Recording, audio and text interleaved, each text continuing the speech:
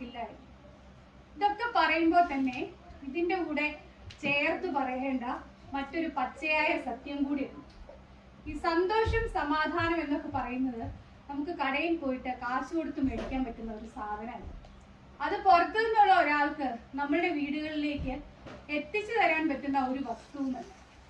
അതുണ്ടാകണമെങ്കിൽ അതിന് നാം തന്നെ വിചാരിക്കണം.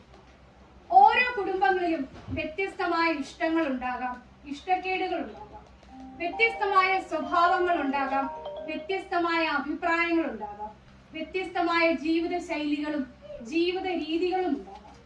എന്നിരുന്നാലും ഓരോ കുടുംബത്തിലെയും ഓരോ വ്യക്തിയും, അത് ഭാര്യയായിക്കൊള്ളട്ടെ, ഭർത്താവായിക്കൊള്ളട്ടെ, മക്കളായിക്കൊള്ളട്ടെ, മാതാപിതാക്കളായിക്കൊള്ളട്ടെ, ഓരോ വ്യക്തിയും പരസ്പരം അങ്ങോട്ടും ഇങ്ങോട്ടും മനസ്സിലാക്കുവാനും അംഗീകരിക്കുവാനും വിട്ടുകൊടുക്കുവാനും സഹകരിക്കുവാനും മനസ്സുകൊണ്ട് തയ്യാറാവുകയാണെങ്കിൽ ഈ ഏകാന്തത, ഒറ്റപ്പെടൽ എന്നൊക്കെ പറയുന്ന മാനസിക പ്രയാസങ്ങളെ ഒരു പരിധിവരെ നമ്മളിൽ നിന്നും നമ്മളുടെ കുടുംബങ്ങളിൽ നിന്നും അകറ്റി നിർത്തുവാനായിട്ട് നമുക്ക് സാധിക്കും. ഒന്നോർക്കണം, കുടുംബം എന്ന് പറയുന്നത് ഒരു വ്യക്തിയുടെ മാത്രം ഉത്തരവാദിത്തം, അതൊരു കൂട്ടായ പ്രവർത്തനമാണ്.